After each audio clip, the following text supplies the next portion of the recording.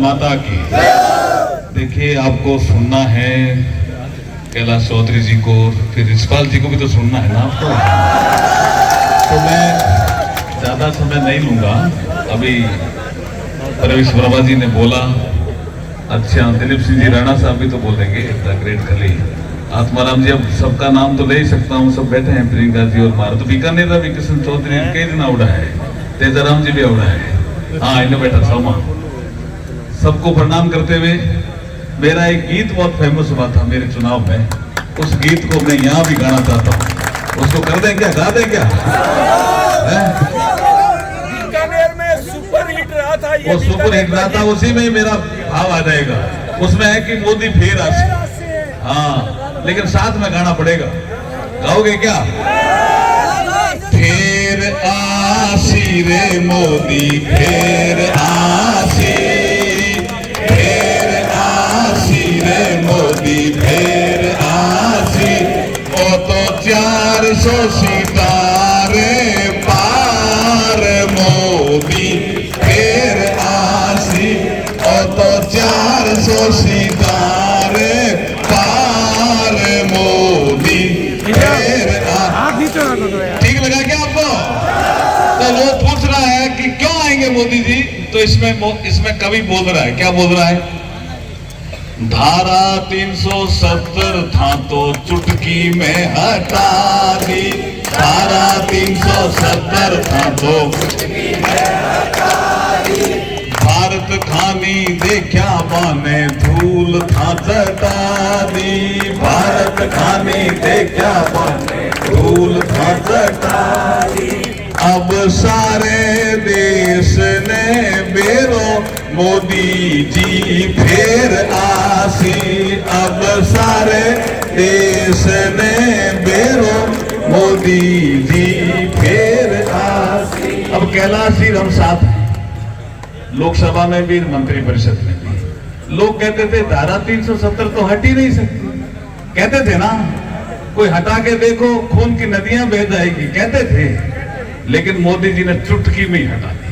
दूसरा बड़ा काम किया मोदी जी ने कि प्रधानमंत्री जी ने कहा कि प्रधानमंत्री जी के 2 बड़े काम होते हैं, एक होती देश की सीमाओं को सुरक्षित रखना, और दूसरा होता है आंतरिक अगर सुरक्षा ठीक नहीं है तो उसको ठीक करना, और फिर होता है योजनाएं बनाना। तो 112 योजनाएं बनानी जिससे आपके शौचालय आए, पक्के मकान बने, जन धन अकाउंट का पैसा आया, नल से जल आया, आयुष्मान भारत आया, मातृ वंदना स्कीम आई, ऐसे 112 योजनाएं जिससे गांवों तक योजनाएं पहुंची, लोगों को लगा मोदी जी ठीक है।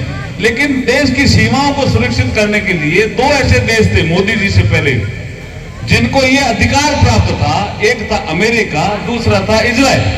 अगर उन देशों में कोई गड़बड़ करता था तो अमेरिका भी घर में घुस के मारता था, इजराइल भी घर में घुस के मारता था। लेकिन भारत के प्रधानमंत्री मनमोहन सिंह जी ने ये कोशिश की कि मैं भी कुछ करूं, तो सोनिया गांधी जी ने कहा कि मनमोहन सिंह जी ऐसा मत करना, ऐसा करेंगे तो पाकिस्तान नाराज हो जाएगा, और पाकिस्तान नाराज होगा तो जो मुस्लिम देश हैं जो हमें तेल बेचते हैं वो नाराज हो जाएंगे। मोदी जी आए तब भी ये विषय आया, मोदी जी ने कहा मैं इस मजबूरी में मैं नहीं जीने वाला हूं, अगर पाकिस्तान ने इस बार कोई गड़बड़ करी तो हम पाकिस्तान को घर में घुस करके मारेंगे, और मारा भी, उरी और पुलवामा हुआ तो मारा भी। लेकिन मोदी जी यहां नहीं रुके, मोदी जी ने कहा ये तेल बेचने वाले देशों को भी मोदी जी ने सबक सिखाया। क्या किया? एक इलेक्ट्रिक व्हीकल स्कीम लाए मोदी जी, बहुत सी स्कीमें लाए, लेकिन एक स्कीम लाए कि भाई हम तेल बेचने वाले देशों पर निर्भर क्यों रहते हैं, क्या हम इलेक्ट्रिक व्हीकल नहीं ला सकते, क्या हम बिजली से हमारे व्हीकल नहीं चला सकते? आज आप बाड़मेर में भी देख रहे होंगे, मोटरसाइकिल तो बिजली वाली आ गई नहीं भाई साहब, का तो नहीं आई, आ गई, स्कूटर भी आ गए, बस भी चलने लग गई। तो जो तेल बेचने वाले देश है ना, वे मोदी जी ने कहा बाप जी मार तेल ले लो, क्या कर लो, ये है नरेंद्र मोदी। तो क्या किया उन्होंने? धारा 370 था तो चुटकी में हटा दी, धारा 370 था तो चुटकी में हटा दी, भारत खानी देखा बाने धूल था चटा दी, भारत खानी देखा बाने धूल था चटा दी।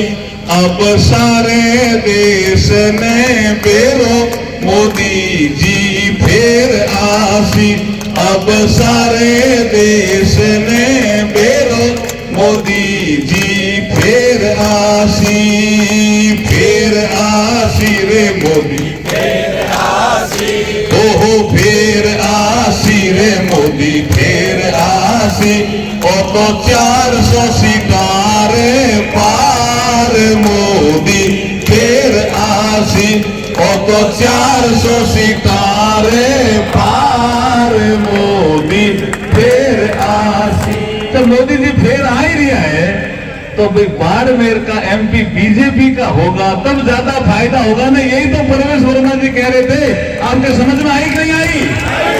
तो फिर एक बार मोदी सरकार का नारा जोर से लगाइए, फिर एक बार, फिर एक बार, अब की बार, अब की बार, अब की बार, अब की बार। तो जब 4 जून को रिजल्ट आए तो 400 पार की चमक में एक चमक बाड़मेर की भी हो बीजेपी की, यही निवेदन करने में आपके बीच में आया। बोलिए भारत माता की।